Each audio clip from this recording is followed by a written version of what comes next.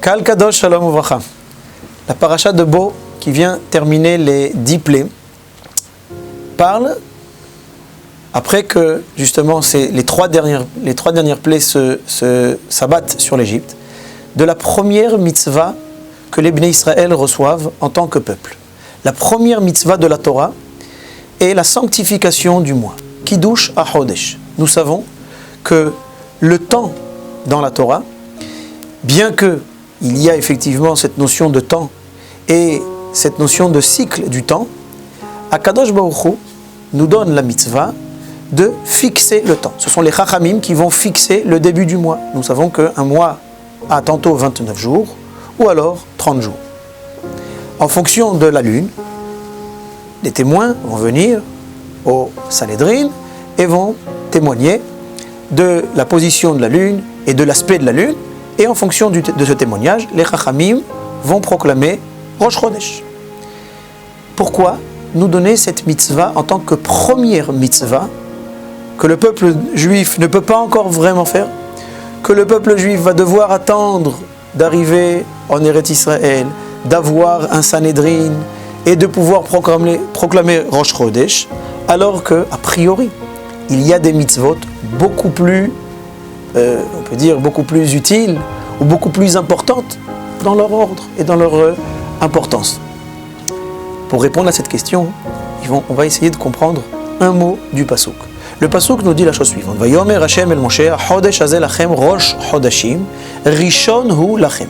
Ce mois sera pour vous Rosh Chodashim, la tête des mois. Le premier, Rishon hu lachem, il sera pour vous le premier. Les Chachamim posent la question. Pourquoi revenir sur cette notion Rosh, que c'est la tête des mois, et ensuite Rishon hu lachem. Pourquoi c'est le premier des mois? Et là, la réponse des Chachamim, du Midrash. Le Midrash vient expliquer cette notion de Rishon. Jusqu'à maintenant, le Ham Israël n'avait pas encore, on peut dire, c'était un peuple, mais n'avait pas encore véritablement, on n'a pas encore reçu la Torah, on n'a pas de terre, on n'a encore aucun élément extérieur qui fait que nous sommes appelés le peuple juif. Nous avons bien entendu cette émouna, cette croyance en Akadosh Baruch Hu et le fait que nous soyons les descendants d'Abraham, Yitzhak et de Yaakov. Là, la première fois que nous sortons de l'Égypte, ça veut dire quoi? Nous sortons de cette emprise égyptienne, cette conception égyptienne qui fait du temps quelque chose de fixe et de figé. Les règles de la nature, le déterminisme qui fait qu'on ne peut pas changer la nature, on ne peut pas changer le temps. C'est le temps qui s'abat sur nous, c'est le temps qui nous influence et ce n'est pas nous qui influençons sur le temps. Akadosh Baruch Hu nous dit maintenant la première mitzvah que vous allez recevoir, même si on ne va pas encore véritablement pouvoir l'accomplir, mais déjà dans nos consciences on va pouvoir l'accomplir, cette mitzvah, ce n'est pas le temps, ce n'est pas la réalité terrestre qui fixe la vie du peuple juif, mais c'est l'inverse. C'est le Ham Israël qui représente le fondement, comme dit la Gemara dans Masechet Chagiga, que le fondement du monde, les yesodot du monde, sont justement la présence des Bnei Israël sur terre, avec la Torah et avec ce lien avec Akadosh Baruch Hu. Pourquoi donc ce Chodesh est appelé Rishon? Le mois il est appelé Rishon, le premier des mois, parce qu'on dit que Akadosh Baruch Hu lui-même est appelé Rishon. Le Beth Amikdash est appelé Rishon, le premier endroit du monde. Akadosh Baruch Hu, bien entendu, Atao Rishon, Vatao Haron, c'est lui le premier, c'est lui le dernier.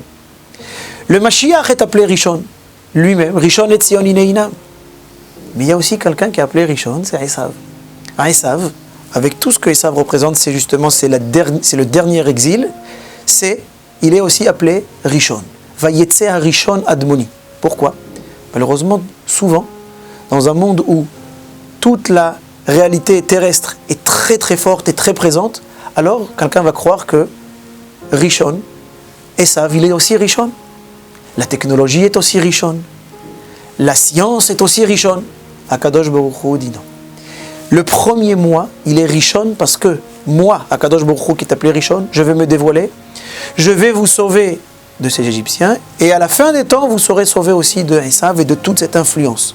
Ce n'est pas le temps qui influence, justement c'est le Ham Israël qui influence et alors viendra le Mashiach qui sera appelé aussi Rishon, Rishon et Tzion Ineinam. Shabbat Shalom Vorach.